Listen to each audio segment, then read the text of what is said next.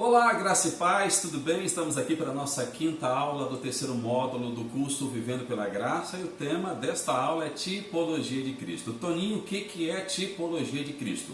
Bom, é uma teoria que afirma que uma pessoa, uma coisa ou um acontecimento do Velho Testamento tem um sentido simbólico prefigurando uma realidade que se manifesta no Novo Testamento. Vou dar um exemplo aqui básico para que você possa entender e compreender um pouco mais a respeito desta aula. O maná que desceu do céu para o povo de Israel logo após a saída do Egito, ok? O pão que desceu do céu. Vamos lá, é uma tipologia de Cristo, o maná? É uma tipologia de Cristo. Ah, mas é uma coisa, é um alimento. Sim, mas é uma tipologia de Cristo porque Jesus disse que ele é o pão vivo que desceu do céu.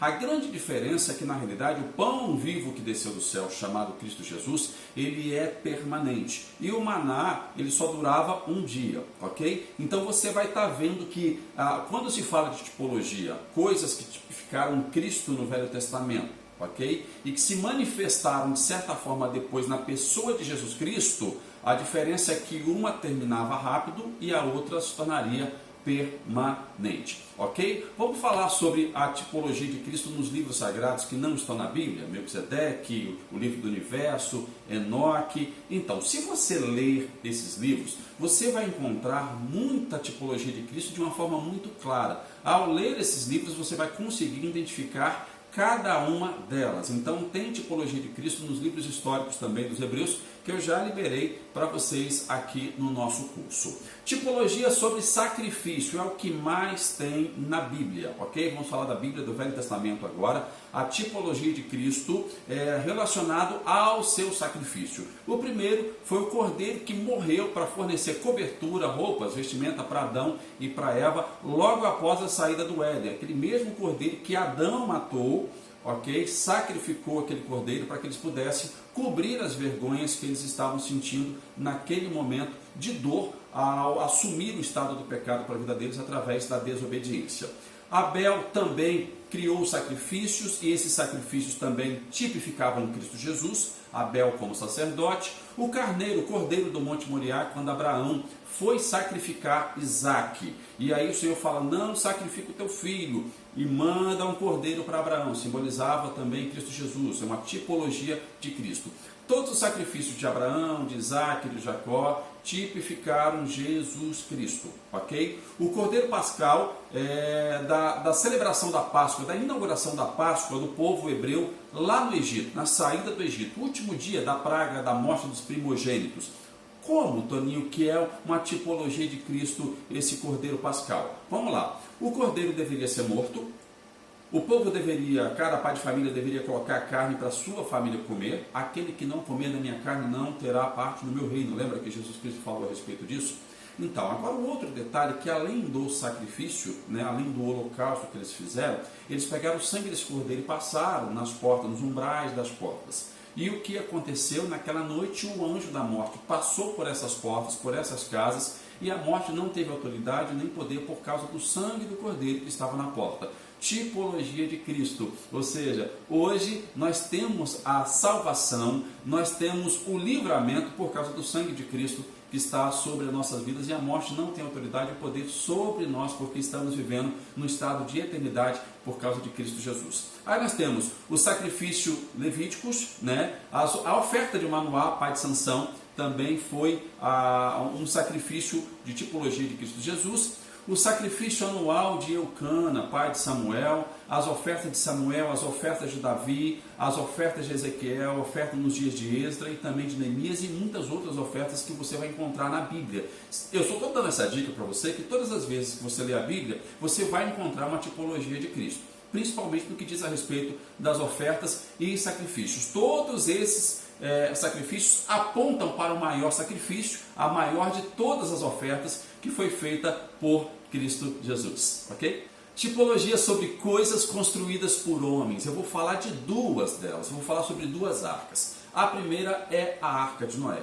A terra estava sobre um juízo por causa do pecado, por causa da transgressão da humanidade. Então a humanidade também estava sob juízo. Deus haveria de mandar um dilúvio que inundaria toda a terra. Porém, ele viu que a família de Noé era uma família de certa forma justa, ela vinha de uma linhagem sacerdotal, e Deus falou: vou preservar a família de Noé, e pediu para que Noé construísse uma arca. A arca seria o único meio de salvação para a família de Noé. Ele constrói a arca, coloca a sua esposa, coloca os seus filhos e as suas noras, e eles são livres deste mal e da morte que veio sobre a humanidade e sobre a terra durante esse juízo através do dilúvio. Então a arca foi o único recurso de saída para aquele castigo que haveria de vir sobre a terra, e a família de Noé foi salva por ela. Nesse sentido, nós temos a tipologia de Cristo. Cristo é o único meio da salvação eterna. Consegue compreender que sempre há um upgrade quando fala em tipologia?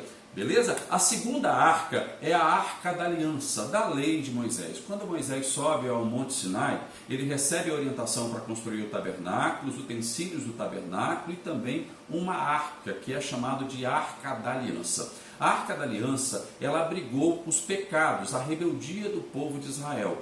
Como assim, Toninho? Pecados e rebeldia. Havia três coisas dentro da arca. Havia o pote de maná do deserto. O povo, por que era pecado o pote de maná? O povo rejeitou a providência de Deus, a comida, o sustento que Deus estava dando para eles durante esse período que eles estiveram no deserto. Porque eles reclamaram muito, porque não eram gratos por isso. Então é um tipo de pecado, de rebeldia. O segundo foi a vara de Arão. A vara de Arão floresceu para Deus mostrar que ele tinha escolhido Arão e a família dele para cuidar do sacerdócio do povo de Israel. E o povo também rejeitou o sacerdócio de Arão e os seus descendentes. Rebeldia do povo. E a terceira coisa eram as duas placas da lei que também estavam dentro da arca da aliança, e o povo, de certa forma, transgrediu a lei de Deus. Então os pecados do povo de Israel estavam representados nesses três utensílios, nesses três objetos, vamos dizer assim, que estavam dentro da arca. E em cima da arca tinha uma tampa chamada propiciatório. O propiciatório recebia a aspersão de sangue, ou seja, as respingadas de sangue ali, para cobrir os pecados do povo de Israel. Esse sangue vinha de todos os animais que eram sacrificados pelo perdão dos pecados e também para a santidade do povo de Israel.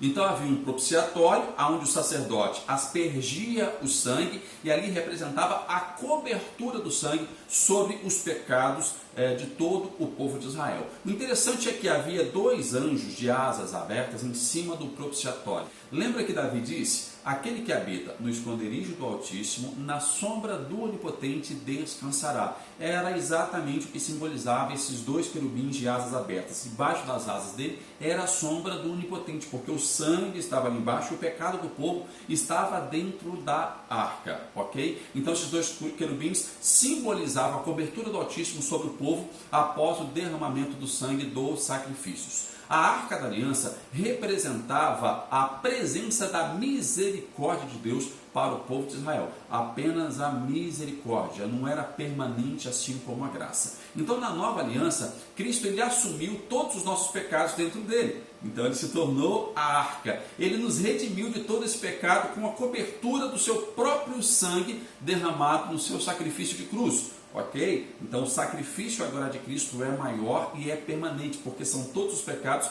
e não precisa fazer anualmente, mensalmente, como o pessoal fazia ali. A diferença está que na Arca da Aliança o homem tinha que fazer um sacrifício contínuo para o perdão dos pecados. E Cristo só fez o único sacrifício que até hoje perdoa os nossos pecados e vai perdoar eternamente. Bom, então Jesus Cristo representa hoje a Arca da Nova Aliança, que assumiu todos os nossos pecados e Ele mesmo pagou o preço por eles eternamente. Uma das diferenças entre a Arca da Aliança da Velha Aliança e a Arca da Aliança da Nova Aliança é que a Arca da Velha Aliança ela apenas abrigava os pecados do povo de Israel. A Arca da Nova Aliança abrigou todos os pecados de toda a humanidade, passado, presente e futuro. Realmente, aí mais um upgrade. Cristo Jesus é a Arca da Nova Aliança. E com Ele nós temos a graça de Deus, o perdão permanente de todas as nossas falhas e pecados. Ok? Existem referências de tipologia, Toninho, sobre pessoas. O que mais existe é tipologia sobre pessoas, mas eu quero trazer aqui a informação apenas dos personagens com maior impacto tipológico de Cristo Jesus. Ok? Melquisedeque, por exemplo, Melquisedeque, de acordo com o livro de Melquisedeque, ele teve a vitória sobre as trevas, promovida por Samael, prefigurado Satanás, e acabou estabelecendo a Nova Jerusalém, uma cidade cheia de paz e justiça para o seu povo. Então, Jesus Cristo também garantiu a Jerusalém, a Nova Jerusalém, a Jerusalém eterna, com a vitória sobre o reino da morte e o seu tutor, o diabo. Então, Melquisedeque é uma tipologia de Cristo nas escrituras sagradas do povo hebreu. Tá, e na Bíblia? Na Bíblia a gente começa por Adão. Adão foi o primeiro ser humano criado por Deus, Gênesis 1:26, e pai de toda a família humana. Como representante da raça ele pecou e consigo levou todos os homens. Romanos capítulo 5, versículo 12. Todos pecaram e todos estavam destituídos da glória de Deus. Veio, porém, o Senhor Jesus Cristo, o nosso Salvador, como segundo Adão e resgatou das garras de Satanás. Então Adão foi o pai da humanidade caída e Cristo o pai da humanidade redimida. Primeiro e segundo Adão. Porém, o segundo Adão vem, como eu disse, com aquele upgrade estabelecido pela graça de Deus. A segunda pessoa aqui é Moisés. Moisés ele trouxe uma fé preliminar e foi o primeiro legislador. Ele trouxe a lei. O resumo da lei de Moisés era amar a Deus sobre todas as coisas e ao teu próximo como a ti mesmo. Você consegue? Complicado, né? Muito complicado. Ninguém conseguia cumprir a lei porque, de certa forma, vão transgredir um ponto. Se transgredir um ponto da lei, já era. Não tinha solução. Nada era resolvido, ok? Então, Moisés veio com essa fé preliminar e foi o primeiro legislador. Trouxe a lei da velha aliança. Cristo não veio ao mundo para anular essa lei de Moisés, essa revelação que ele recebeu. Mas ele veio para levá-la a uma perfeição. Você pode acompanhar isso em Mateus capítulo 5, versículo 17. Ele veio aperfeiçoar, ele veio cumprir essa lei para fazer com que ela seja aperfeiçoada agora em todos os seres humanos. Jesus Cristo cumpriu toda a lei? Cumpriu toda a lei. E nós agora fomos enxertados nele para recebermos esta bênção, esta graça de que nós não precisamos cumprir a lei, porque Jesus Cristo já cumpriu por nós. O trecho de João, capítulo 1, versículo 17, contrasta a lei e graça. Ele atribui a primeira lei a Moisés e a graça a Jesus Cristo. Quando você lê Romanos e Gálatas, tem declarações clássicas dessas ideias fundamentais. O apóstolo Paulo, por ser um grande mestre na lei de Moisés, também se tornou um grande mestre na lei da graça, chamado amor. Agora vamos lá. Como Moisés foi o primeiro legislador, Cristo foi o último e maior legislador. Os capítulos 5 a 7 do Evangelho de Mateus mostram isso claramente, visto que Cristo reinterpretou toda a lei de Moisés do ponto de vista dos princípios do reino de Deus. Exatamente, Jesus trouxe agora os princípios do reino. Quais são os princípios do reino? Paz, justiça e alegria. Ele interpretou a lei com esses princípios agora e acabou dando para a lei uma significação muito mais ética e mais profunda relacionada ao reino de Deus. Qual é o resumo da graça, da lei de Cristo Jesus? Amar o teu próximo como a ti mesmo. Aí você fala, opa, aí começa a ficar um pouquinho mais fácil. Quando você demonstra o seu amor pelo seu irmão, automaticamente você está demonstrando o seu amor a Deus. A gente só consegue cumprir a lei quando nós cumprimos o mandamento da graça. Amar o teu próximo como a ti mesmo, ok? Ainda falando sobre Moisés, Moisés se introduz na tipologia não somente como grande legislador. Existe um livro escrito por um historiador judeu chamado Flávio Josefo, é o livro das antiguidades judaicas, e ele descreve nesse livro o seguinte: na medida em que Moisés crescia, demonstrava muito mais espírito e inteligência que o permitido pela sua idade, por crianças da sua idade. E ele dava com isso sinais que um dia seria um homem extraordinário, seria uma grande pessoa diante de um povo. Ok? Então Moisés ele crescia com muita inteligência e sabedoria. Lucas capítulo 2, versículo 40, coloca a tipologia de Cristo relacionado a Moisés. E o menino crescia e se fortalecia em espírito, cheio de sabedoria, e a graça de Deus estava sobre ele. Olha só, aqui interessante é que Flávio Josefo não fala de graça. E aqui Lucas declara claramente que havia graça sobre a vida de Jesus. A graça de Deus, o favor de Deus estava sobre ele. Mateus 7, 28 e 29 diz: E aconteceu que, concluindo Jesus este discurso, a multidão se admirou da sua doutrina, porquanto os ensinavam com autoridade e não como os escribas. Como que os escribas ensinavam? Apenas por um sistema religioso, fanatismo, ok? Nem eles mesmos conseguiam cumprir aquilo que eles ensinavam, ok? Como Cristo ensinava, como um devoto, como alguém que veio cumprir um propósito de Deus, cheio de amor no coração. Então as pessoas viam graça em Jesus Cristo, através da inteligência, através da sabedoria, mas a forma com que ele falava trazia paz, trazia sentimento de justiça e trazia alegria no coração das pessoas. Então a tipologia de Moisés, entre Moisés e Cristo Jesus, não está simplesmente na questão profética ou legislador, mas está também em algumas fases da sua vida, principalmente aí na infância, como disse aqui Flávio José. Então Moisés foi um grande legislador, um eficiente condutor do povo de Deus e um profeta com qualidades daquele que haveria de vir, que foi Cristo Jesus. Tipologia de Cristo com Moisés, ok? Rei Davi também foi uma tipologia de Cristo Jesus e teve esse para mim um personagem de maior impacto tipológico a respeito de Cristo Jesus. Atos capítulo 3, versículo 22 diz que Davi era um homem segundo o coração de Deus. Nós tivemos uma lição para falar a respeito disso e é inquestionável a influência desse segundo e mais ilustre rei do povo de Israel, ok? Então, por esse fato, eu creio que a manifestação tipológica encontrada em Davi é de maior impacto, e por ser um homem segundo o coração de Deus, isso favoreceu o fato de o próprio Deus fazer com que ele descendesse o Messias. Bom, vamos falar de algumas características agora do tipo Davi e o tipo Cristo, ok? Davi foi rejeitado pelo seu pai. Quando Samuel chega na casa de Jessé e fala, eu vim ungir o novo rei de Israel, Jessé chama os filhos, menos Davi. Rejeitado, o pai esqueceu ou pensou que não era necessário a presença de Davi naquele lugar. 1 Samuel capítulo 16, versículo 10 e 11, está essa história para você acompanhar. E Samuel manda chamar Davi e diz o seguinte, este é o rapaz, rejeitado pelo pai, pelos homens, mas aprovado e separado para Deus. A semelhança, Davi era considerado sem importância para ocasiões especiais como essa na casa do pai dele. Jesus Cristo ele foi desprezado pelos homens que não fizeram caso algum dele. Isaías 53, versículo 2 e versículo 3. Então aí está a primeira rejeição, uma primeira característica apresentando dentro da tipologia de Cristo na vida de Davi.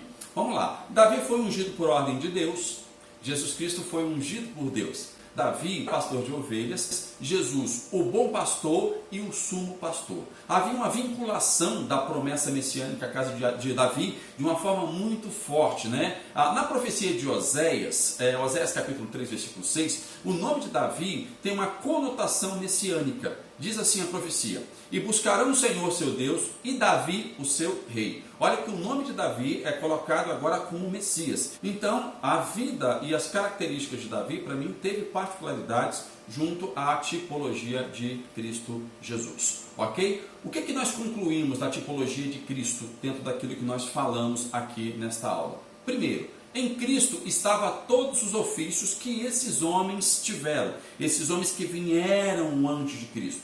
Entenda que em Cristo convergiram todas as coisas, não só os tempos, mas também todos os ofícios que eram necessários para que ele se tornasse o grande Salvador, para que ele se tornasse o Rei dos Reis, para que ele se tornasse o sumo sacerdote. Vamos lá, Adão foi o primeiro sacerdote, Moisés o profeta legislador. Davi, o primeiro rei escolhido por Deus. Você encontra esses três ofícios, todas essas características, todos esses tipos, porém de uma forma muito mais evoluída, avançada e permanente na vida de Jesus, ou seja, na tipologia de Cristo Jesus. Agora é o seguinte, Melquisedeque, o rei de Salém, o rei de justiça, ele tinha todas essas características também. Ele era sacerdote, ele era legislador, ele era profeta e ele era rei. O interessante é que Hebreus capítulo 7, versículos 15 e 17, eu vou ler para vocês aqui, fala dessa ordem sacerdotal de Melquisedeque, a qual Cristo faz parte. Vamos lá? E isto é ainda muito mais evidente quando a semelhança de Melquisedeque, a tipologia de Melquisedeque, se levanta outro sacerdote, constituído não conforme a lei de mandamento carnal, está falando de lei Moisés, tá? Mas segundo o poder de vida indissolúvel, está falando sobre a unção do Espírito Santo.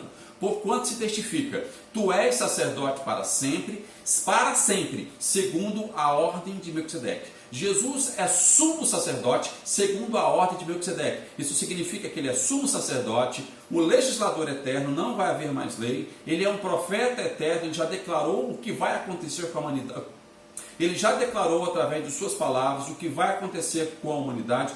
Todo aquele que crê será salvo, quem não crê vai ser condenado. Juízo e justiça já sendo estabelecido. Então, um grande fator determinante aqui é a nossa fé. E ele também se tornou o Rei dos Reis, ou seja, o maior de todos. Então, esta é a nossa conclusão sobre a tipologia de Jesus Cristo. Quando você lê Hebreus e fala, poxa, o que é esse negócio segundo a ordem de Melquisedeque? A definição está aqui: sumo sacerdote, legislador eterno, profeta eterno e rei dos reis. Ou seja, uma tipologia que aconteceu no Velho Testamento dos homens que são considerados grandes homens de Deus. Agora todos esses tipos, todos os ofícios deles estão em Cristo Jesus, ok? E estava também sobre a vida de Melquisedeque, o sacerdote e rei de Salém. Por isso que Jesus Cristo é sumo sacerdote para sempre, segundo a ordem de Melquisedeque. Espero que essa aula tenha sido reveladora para você,